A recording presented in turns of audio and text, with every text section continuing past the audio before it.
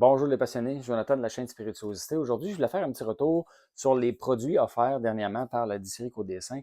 Oui, par leur événement, là, bon, on vous en a parlé, le maintes reprises, mais là, vu que l'événement est passé, il est fort possible qu'il reste encore de ces produits-là disponibles soit à la distillerie ou sur leur site web via leur agence d'importation privée. Donc, je voulais un peu vous les décrire. Trois produits, un fût d'ex-Bourbon, un fût d'ex-Calvados, un fût de Calvados et un fût de Pedro Ximénez.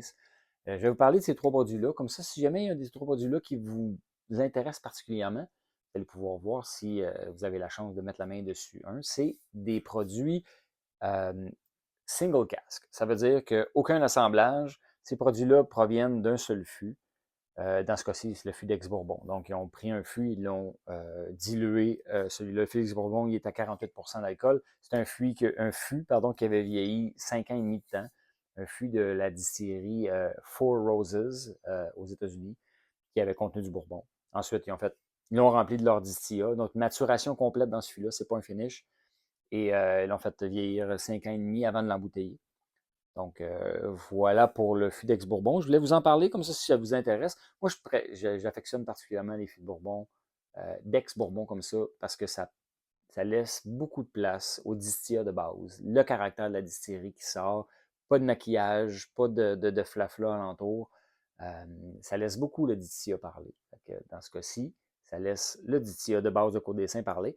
Je trouve qu'il y a beaucoup de similitudes avec le fût premium. Fût premium, la batch numéro 1 que j'ai là depuis le début, elle, ça se trouve à être un assemblage. Donc, il y a quand même, je vais de mémoire, là, mais c'est 83% de fût d'ex-Bourbon, puis 17% de fût de l'Orosso. Mais là, je peux me tromper, là, mais c'est dans ces eaux-là. Donc, c'est pour ça qu'il y a une similitude avec le fût d'ex-Bourbon. Lui, c'est 100% ex-Bourbon, c'est un single cast ex-Bourbon. Fait qu'on peut pas avoir l'influence de l'Orosso dedans. C'est pour ça que je pense que ces deux-là se ressemblent. Donc, au nez, on a vraiment l'influence Côte des Saints, un distillat de base qui a quand même son caractère, qui a quand même sa signature, qui est quand même un petit peu unique, disons ça comme ça, qui a quand même son identité. On parle de un peu herbal, un peu herbe humide quand on se promène dans un champ où que les herbes n'ont pas été coupées encore, un champ de foin, puis c'est un petit peu la rosée du matin. On a aussi un peu de floral, donc je dirais fleur de trèfle. C'est un peu sucré, c'est un peu discret, mais c'est quand même floral. Le miel, un peu de sucre d'orge, céréales, quand même un peu céréales, je dirais comme une espèce c'est pas, on dirait qu'on rouvre une poche d'avoine, quelque chose d'agricole un petit peu, mais pas dérangeant. Alors, on n'est pas dans la grosse céréale qui est dérangeante, manque de. C'est vraiment une complexité. Ceux qui connaissent un peu Macallan, le Macallan 12 normal, on est dans ces eaux-là. Un petit peu meilleur le Côte des Saints, je dirais, que le Macallan parce que plus complexe. On a un peu plus juste que le petit côté herbal. On a des florales est assez intense, puis quand même assez sucré. Un peu d'agrumes, mais pas très acidulé, surprenamment. Puis un petit peu d'épices, mais pas beaucoup. Tu mets des fûts de Bourbon, beaucoup d'agrumes, beaucoup d'épices, beaucoup de vanille. Dans ce cas-ci, pas tant d'épices, puis les agrumes sont modérés. Attends, on plonge.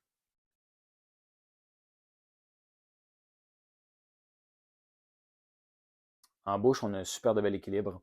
Ça ressemble pas mal quand même à ce qu'on avait au nez. Là. On n'est pas une méga surprise. On est quand même dans le même spectre de saveurs et d'arômes. Fait qu'on est encore dans le floral, herbal, un peu de céréales, miel, un petit peu d'agrumes, mais pas beaucoup. On est plus dans les fruits à chair jaune, chair blanche, des abricots, un petit peu de poire peut-être, en délicatesse quand même. Je suis surpris comment il n'est pas si acidulé que ça pour un fût de Bourbon. Quand même 5 ans et demi, c'est quand même jeune, mettons, quand on compare à un produit de l'Écosse. Pour Côte des Saints, c'est un produit un peu plus vieux, mettons. 5 ans et demi, c'est quand même, on commence à être dans leurs produits plus vieux. Et puis, c'est un produit qui vieillit bien. J'ai hâte de voir plus vieux que ça va donner quoi encore, mais pour l'instant, euh, un très très bon produit. Fait qu'on est vraiment, on reconnaît quand même les fûts d'ex-Bourbon, mais avec la signature Côte des Saints. Hmm. Très agréable. Comme vous pouvez voir, je vais le mettre avec les autres. J'ai fait un peu de place. J'ai tous les produits depuis le début. De chez Côte des Saints, tous leurs single casques, leur premier premium et la partie cast strength, des single cast strength. Fait que, sauf le premium cast strength qui était un peu plus spécial. Maintenant, deuxième produit de chez Côte des Saints qui est quand même assez intéressant parce que c'est pas si fréquent que ça d'avoir des fûts de Calvados dans les single malt. Et Côte des Saints, leur distillat, ça prête plutôt très bien à se marier avec un fût de Calvados. Donc, Calvados qui se trouve être un brandy de pommes vieilli en barrique. Et ces barriques-là, une fois usagées, ont été transférées chez Côte des Saints pour faire vieillir leur single malt. Donc, voilà, le fût numéro 93, 48% d'alcool encore une fois. Là, j'ai trop mis de fût de Bourbon, fait que je vais finir ce drame-là.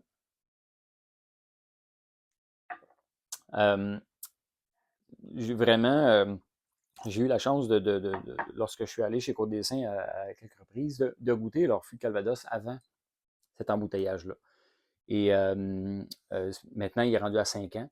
J'ai goûté quand il y avait 3 ans, à 4 ans, et là maintenant, il y a 5 ans. Il y a eu une belle évolution avec le temps. L'âge a adouci les arêtes un peu du Calvados. Mais vraiment, c'est un produit un peu fort. Puis je pense que les gens de chez Côte des Saints sont assez fiers de ce produit-là. Autant parce qu'il n'est pas si fréquent dans l'industrie du single malt, mais aussi le produit. Il est vraiment excellent une fois fini. Fait que j'ai rincé mon verre avec de l'eau et là, je vais vous le présenter. Je ne ferai pas la gaffe d'en mettre encore trop comme j'ai fait tantôt. Donc, voilà. Regardez la couleur. Donc, couleur originale, aucune coloration ni filtration à froid. Donc, la couleur est assez sombre, ça promet. Et je l'envoie tout de suite derrière, à côté plutôt du fût de Bourbon, Calvados, vert ensemble. Il y a une petite teinte de différence dans le verre, là. Je ne sais pas si c'est clair, là. Mais bref, le fût de Bourbon est plus pâle, le fût de Calvados plus foncé pas mal. Ah, ça sent vraiment le verger. Ça sent les fruits du verger, mais il y a quand même une belle complexité au nez. Puis là, je trouve que le nez de ce whisky-là est quand même complexe, quand même unique. Oui, il y a la pomme, là. Il n'y a pas de surprise. Il n'y a pas juste la pomme. Tout d'abord, on a une espèce de pomme dans toutes ses facettes imaginables. Euh, Compote, la pomme fraîche, je dirais pomme, un mélange de pomme rouge, ouais, une belle pomme, mettons une Cortland fraîche, là, croquante. On a aussi tarte aux pommes, jus de pomme, parce que la tarte aux pommes, c'est quand même différent. Il y a une cuisson, ça s'est caramélisé un peu, ça s'est confit. Il y a après ça le côté jus de pomme avec le petit côté acidulé, le vrai jus de pomme qu'on a dans les vergers, là, qui est opaque, là, qui a l'air vraiment comme brun. Euh, Après ça, il y a quelques autres petits fruits, un peu de cannelle au travers de ça. Le petit côté boisé, quand même surprenant. Euh, Si je me rappelle bien, il expliquait que le fût de Calvados qu'ils ont eu, c'est un vieux baril qu'il y a eu pendant des années du Calvados dedans. Fait qu'il y a le côté bois imbibé ressort au nez. On aurait dit qu'on a une vieille planche de bois qui a traîné dans l'eau, mais au lieu de traîner dans l'eau, elle aurait traîné dans le jus de pomme.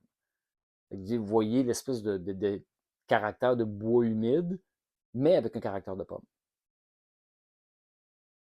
Puis un petit côté, pendant que j'en parle, j'ai un côté pelure de pomme, mais j'ai un petit côté feuille morte, terreux, voire, ben c'est discret, là. C'est moi là, qui, là, à force de le respirer, qu'il y a plein de choses qui sortent. Mais ce que je veux vous retourniez, puis ce que je veux souligner là-dedans, ce que je veux que vous reteniez, j'essaie de prononcer comme il faut, c'est que c'est complexe et c'est agréable. On peut juste le sentir, ça sent bon, le goûter, ça goûte bon. Mais si on veut plonger dedans puis s'amuser à décortiquer, on peut avoir beaucoup de plaisir. Puis on peut échanger parce que là, vraiment, il n'y a pas de mauvaise réponse puis de bonne réponse. Là, quand on essaie d'identifier des arômes, c'est vraiment notre cerveau, c'est un appareil de reconnaissance. Fait que ça va dépendre des expériences passées qu'on a eues, qu'est-ce qu'on se rappelle, qu'est-ce qu'on a goûté. Puis c'est là qu'on va faire des associations avec ça. Il n'y a pas de mauvaise réponse. Mais dans mon cas, j'ai l'impression de me promener dans un verger où ce qui reste beaucoup de feuilles mortes par terre, puis comme traînant les pieds, ben là, les feuilles humides virent de bord. Fait que oui, ça sent la pomme, mais il y a un petit côté humidité, puis feuilles mortes retournées, là. Mais le côté pomme est indéniable. Puis c'est ce qui est vraiment intéressant. On prend un single malt, on prend vraiment un whisky fait avec du grain, mais ça sent les pas. Maintenant, en bouche, santé.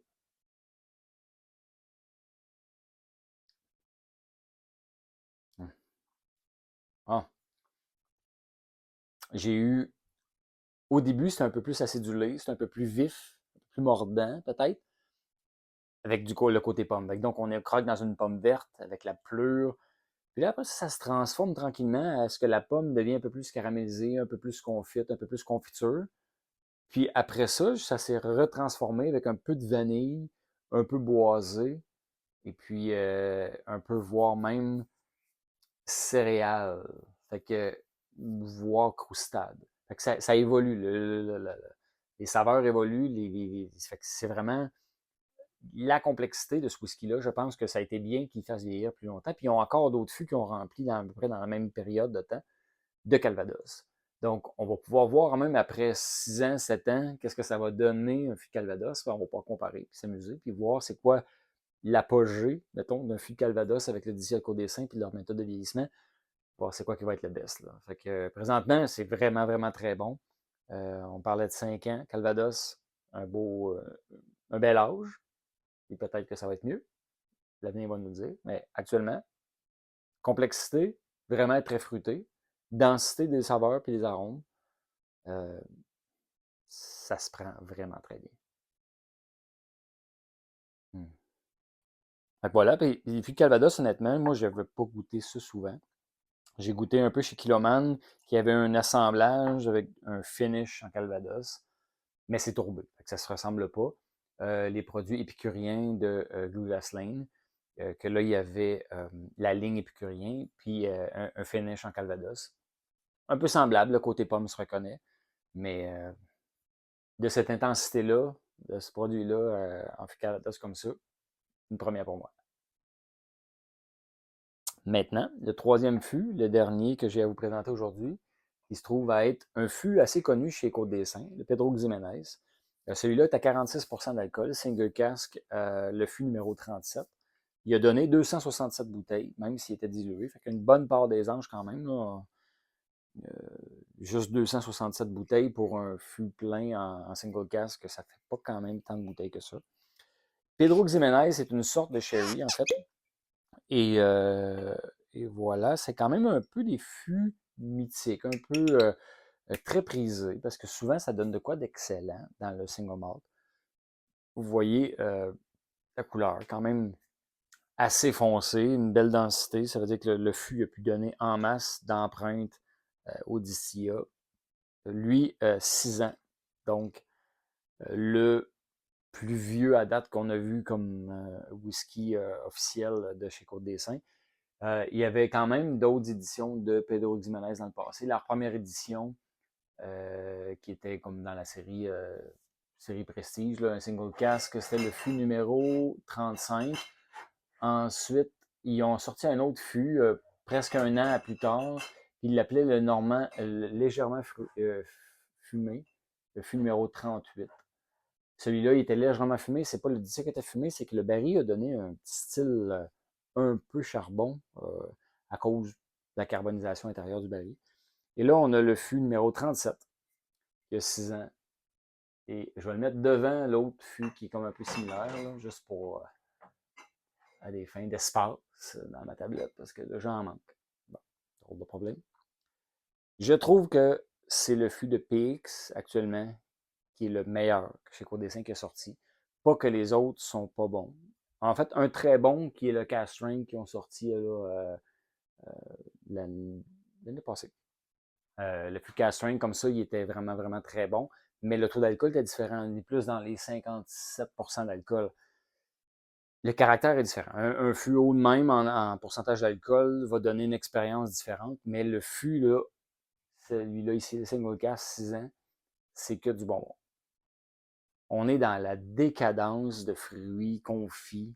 Là, on se promène un peu dans toutes les gommes de fruits, mais on est plus un peu vers fruits rouges, avec un peu de fruits du verger confits aussi, mais fruits rouges confits, avec une bonne dose de sucre d'orge, un peu de sucre brun, un peu d'épices, un peu de muscade. Puis même dans les épices, on pourrait s'amuser à essayer de décortiquer ça parce que c'est la complexité est là, la densité, le paquet d'arômes agréables qu'il y a là-dedans. Une base fruitée puis une base sucrée quand même, là. Tu sais, c'est rond, on est dans le bonbon quand même, là, je dirais, sans des bonbons vifs, là, mais on est, je veux dire par bonbon parce que c'est sucré un peu là, comme caractère. Fait qu'on a, je dirais, je viens d'avoir un flash de tabac aromatisé un petit peu. Fait que oui, un petit arrière, arrière saveur, arrière arôme qui traîne d'un peu d'herbe macérée avec beaucoup de fruits.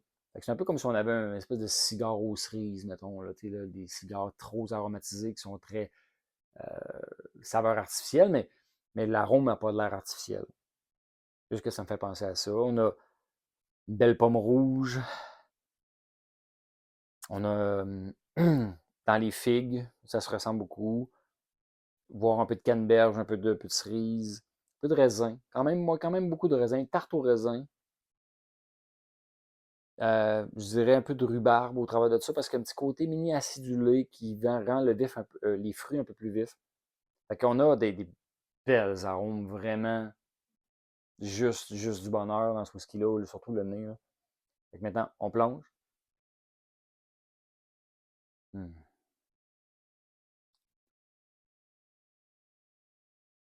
Wow.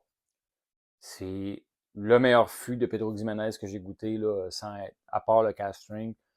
Euh, Sucré à souhait, avec quand même s'il est à 46% d'alcool, il y a ce qu'on a besoin là, dans un whisky. Fait que c'est relevé assez, c'est dense, il y a beaucoup d'arômes, beaucoup de saveurs. C'est agréable au bout. Fait que là, on est vraiment dans un profil raisin, confit, tarte au raisin, gelée de raisin. Là, il y a un peu plus que les raisins aussi. Fait qu'il y a encore un peu de pomme au travers de tout ça. Il y a un peu de. Est-ce que c'est les dattes, les figues? Dans ce style-là, là, des fruits qui sont très sucrés, moins prononcés peut-être parce que le raisin et la pomme dominent quand même. Un peu d'épices au travers de tout ça. Fait qu'un peu là, petit girofle doux là, qui est là-dedans, là, qui traîne. Euh, le petit côté de tarte au raisin vraiment revient beaucoup là, parce que là j'y ressens, puis on dirait que dans les tartes, ce qu'on a comme épices, avec un peu de muscade, le raisin, la pâte, petit côté minéral un petit peu, parce qu'il y a quand même un petit côté minéral intéressant. Fait que, puis après avoir senti le fût de Bourbon que je vous ai parlé tantôt, je reconnais quand même la base de Côte des Saintes dans ce whisky-là. Fait que, ça pour dire, c'est le distillat de base fit très bien avec une maturation complète, laisse la place au fût, mais a assez de caractère par lui-même pour briller puis agrémenter un vieillissement dans un fût X. Fait que dans ce cas-ci, le PX fit très très bien. Leur fût de l'Orosso, là, dans le passé, là, il y avait des single cask de l'Orosso. Ça fait très très très bien. Fait que qu'il y a un bel avenir chez Côte des Saints de découvrir un paquet de bons produits. Ne manquez pas notre embouteillage spécial que moi j'ai pu participer avec d'autres passionnés comme les gars des enthousiastes au nom du Malte, Eric Vanov, Nick Hardy, tout ce beau panel de gens-là, là, que j'en oublie, là, on était beaucoup. Là. On a fait une bouteille à notre goût, un assemblage, fût de muscat, bourbon et oloroso. C'était très, très, très bon aussi. Fait que plusieurs bonnes choses qui s'en viennent pour Côte des Saints, mais à date, ce qu'ils nous fournissent, qui nous permettent d'avoir est juste très, très, très bon. Donc, ces fûts-là sont peut-être encore un peu disponibles. Regardez avec eux directement à la distillerie ou sur leur site web pour voir si un de ces trois fûts-là est encore disponible. Je pense que oui. Sautez là-dessus, ça vaut la peine. Moi, j'aime beaucoup, puis j'espère que j'ai été capable de transmettre un peu là, ce qui en est. Oui, j'ai un peu une parti pris parce que c'est une distillerie que j'aime à la base, mais je me trompe pas là. J'ai pas de misère à dire que la plupart des gens qui aiment le scotch adorent les produits Côte des Saints. Fait que je suis pas gêné d'en parler puis de pas peur de mettre mon nom, dire achetez ça, vous ne serez pas déçus. Ça me surprendrait beaucoup que vous aimiez pas. Rendu là, à vous de découvrir. Santé!